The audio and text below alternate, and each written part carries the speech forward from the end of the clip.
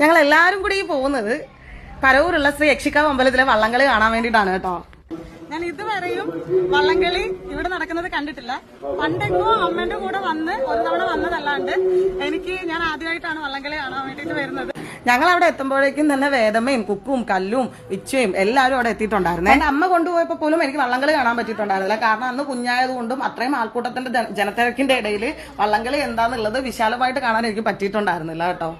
വൈകുന്നേരം ഒരു 3 മണിയോടുകൂടി തന്നെ ഞങ്ങൾ എല്ലാവരും കൂടി അവിടെ എത്തിയിട്ടുണ്ടായിരുന്നു. പക്ഷേ വള്ളംകളി തുടങ്ങിയപ്പോഴേക്കും ഏകദേശം 5 മണി കഴിഞ്ഞിട്ടുണ്ടായിരുന്നു.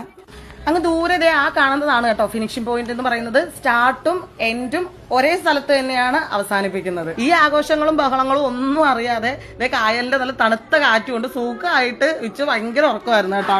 ഇതേ സമയം കളിവള്ളങ്ങളൊക്കെ മത്സരത്തിന് തയ്യാറെടുത്തുകൊണ്ട് പല സ്ഥലങ്ങളിലായിട്ട് പാർക്ക് ചെയ്തിട്ടുണ്ടായിരുന്നു കേട്ടോ.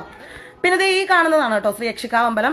ഇവിടുത്തെ ഉത്സവത്തോടനുബന്ധിച്ചിട്ടാണ് ഈ മത്സര വള്ളംകളി നമ്മുടെ ഈ കായലിൽ നടക്കുന്നത്. കായൽക്കരയിലെ 5 കരക്കാരുടെ ഉത്സവവും മത്സരവുമാണ് കേട്ടോ ഇത്. ഇതിലെ വിജയികൾക്ക് കൊടുക്കാനുള്ള ട്രോഫികളാണ് ഈ നിരത്തി വെച്ചിരിക്കുന്നത്. കുറച്ചധികം നേരത്തെ കാത്തിരിപ്പിന് ശേഷം നമ്മുടെ വള്ളങ്ങളൊക്കെ മത്സരത്തിന് തയ്യാറെടുത്ത് വന്നിട്ടുണ്ടായിരുന്നു. പിന്നെ എനിക്ക് കൂടുതൽ ഇഷ്ടപ്പെട്ടത് ഈ 2K കിഡ്സിന്റെ എനർജി ലെവലാണ് കേട്ടോ. പൊളി വൈബ് വേറെ ലെവലായിരുന്നു.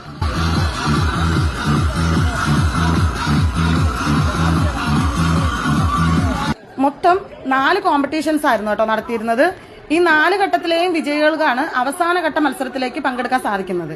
സ്റ്റാർട്ടിംഗ് പോയിന്റും ഫിനിഷിംഗ് പോയിന്റും ഒന്നായതുകൊണ്ട് തന്നെ നമ്മളെപ്പോലുള്ള കാണികൾക്ക് അത് ഭയങ്കരമായിട്ട് ഹരം കൊള്ളിക്കുന്ന ഒരു മത്സരമായിരുന്നു കേട്ടോ. ഈ ഹരം കൊള്ളിക്കുന്ന മത്സരത്തിനിടയിൽ സത്യം പറഞ്ഞ ഒടുക്കത്തെ വെയിലായിരുന്നു കേട്ടോ. സൺഗ്ലാസ് വെച്ചിട്ട് പോലും അത്രയും തന്നെ പവർ കണ്ണിലേക്ക് അടിക്കുന്നുണ്ടായിരുന്നു. എനിക്കാണെങ്കിൽ വീഡിയോ ഷൂട്ട് ചെയ്യണമെന്നും ഈ വള്ളങ്ങൾ കാണാനുള്ള അത്രയും ആഗ്രഹം കൊണ്ട് തന്നെ ഞാൻ മുന്നിൽ തന്നെ പോയി നിന്നിട്ടുണ്ടായിരുന്നു. ഫിനിഷിംഗ് പോയിന്റ് മുന്നിൽ തന്നെ പോയി നിന്നിട്ടുണ്ടായിരുന്നു കേട്ടോ. അതുകൊണ്ട് തന്നെ മൊത്തം വെയിലും കൊണ്ടിട്ടുണ്ടായിരുന്നേ. ഇതിനിടയ്ക്ക് എനിക്ക് വേറൊരു കാര്യം ഇഷ്ടപ്പെട്ടിട്ടുണ്ടായിരുന്നു. നോക്കിയേ എന്ത് രസമായിട്ട് ക്യൂട്ടായിട്ടുള്ള ഒരു ഫ്ലോട്ടാണ് കേട്ടോ. ആ വെള്ളത്തിന്റെ മുകളിൽ കൂടി അതിന്റെ മുകളിൽ ഒരു പെൺകുട്ടിയാണ് കേട്ടോ ഇരിക്കുന്നത്. നല്ല ഭംഗിയുണ്ടായിരുന്നു ആ കുട്ടി. അങ്ങനെ ആവേശം കൊള്ളിക്കുന്ന നമ്മുടെ അവസാന ഘട്ട റൗണ്ടാണ് കേട്ടോ ഈ നടക്കാൻ പോകുന്നത്. നമ്മളെവരും കാത്തിരുന്ന ആരാധകരമായ ഫൈനൽ മത്സരം ആരംഭിച്ചു കഴിഞ്ഞിരിക്കുന്നു. വള്ളങ്ങളൊക്കെ അങ്ങേ തലയ്ക്ക് പോയിട്ട് തിരിച്ച് ഫിനിഷിംഗ് പോയിന്റിലേക്ക് വന്നുകൊണ്ടിരിക്കുകയാണ് കേട്ടോ.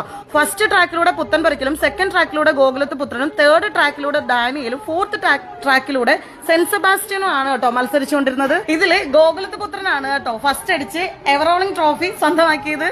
എനിവേ ഗോകുലത്ത് പുത്രന് എന്റെ വക എല്ലാവിധ ആശംസകളും നേരുന്നു. അതുപോലെ മത്സരത്തിൽ പങ്കെടുത്ത മറ്റെല്ലാ വള്ളത്തിലെ മത്സരാർത്ഥികൾക്കും എന്റെവിധ എല്ലാ ആശംസകളും മനസ്സറിഞ്ഞ് നേരുകയാണ്.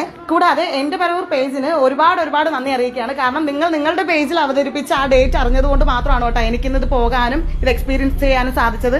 അങ്ങനെ ഇന്നത്തെ വള്ളംകളി വിശേഷങ്ങളൊക്കെ കഴിഞ്ഞ് ഞങ്ങൾ തിരിച്ചു വീട്ടിലേക്ക് പോകണം. ചാച്ചാ.